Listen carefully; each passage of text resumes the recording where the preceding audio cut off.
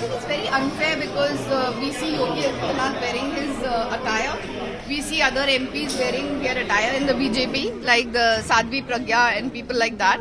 So I think that in case if people do have religious sentiments, it should be respected because that is their freedom of expression and freedom of whatever they want to wear or whatever they want to say. But the main mute point over here is that the BJP is really not got any development work which they are doing, because of which they have to retort to such kind of things. I mean, a bunch of hooligans who are that I heard that girl's statement yesterday, and she was saying that hardly about 10% were there from that university, but the rest were from outside. So how did these goons come from outside, and how did they, influence and do such kind of things is a thing to really be worried about. But some people are saying it is about regressive hijab versus progressive education. Why it is being made Hindu versus Muslim all of a sudden? I am very amused and very upset about the fact that India, the very essence of India, is that our cultures are very much intertwined with one another.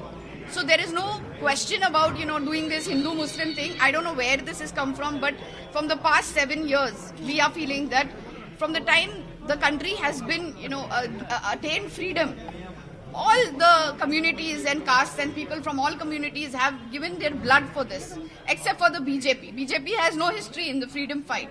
My parents, my mother's entire side are freedom fighters. From my father's side, my aunt is a Padma Vibhushan, and she was one of the first 5 friends of Gandhiji. And I think that, that the BJP is trying to do something which is very destructive to the very essence of this country. But you don't think that the girls are also being used for their political vested interest, that all of a sudden they are made to come out on street and raise voices? Sorry? You don't think that the girls are also being used by certain vested political interests, come out on street and make it an issue? I don't think so. That girl was just simply going to get her papers from the college and from the university. We all heard her statement. There are videos which are viral to show that she was simply walking on the road. She was a girl who was lonely and alone and just going to pick up her papers, and she never did anything to aggravate them. But they just, like a bunch of hooligans, went and started screaming the slogans, and they were the ones who almost attacked her verbally. So even a verbal attack is not accepted in society, and that should not be so, especially when so many men come together, so many boys come together like a bunch of hooligans. They can do anything to that girl. I mean, it's a dangerous trend. Well, last question, as you are in charge of Jammu, Kashmir and Ladakh, see, the Facebook page of the army has been blocked because they had been trying to counter the Pakistani narrative. And the second is, we have seen that how the food joints like Pizza Hut and also KFC, they had been trying to support secessionism. So how do you react to these things? I just think that the Modi government has faltered on many grounds. Like Rahul ji has also said in his speech in the Lok Sabha, that how the small and medium industries have been totally destroyed, and how there is no way for the Modi government, when they say Make in India, to create jobs in this country. They have no solution to this, so obviously they are going to do this Hindu-Muslim card. And I don't see a reason why the Hindus should be so afraid in his regime or the BJP's regime.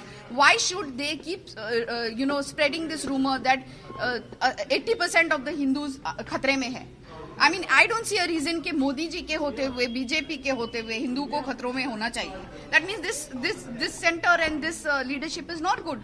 He is not himself feeling safe. How can he, safeguard the interests of the people of the country? And today, look at the representatives, political representatives that were there from his party also in Jammu and Kashmir, who have lost their lives because of attacks from the militancy.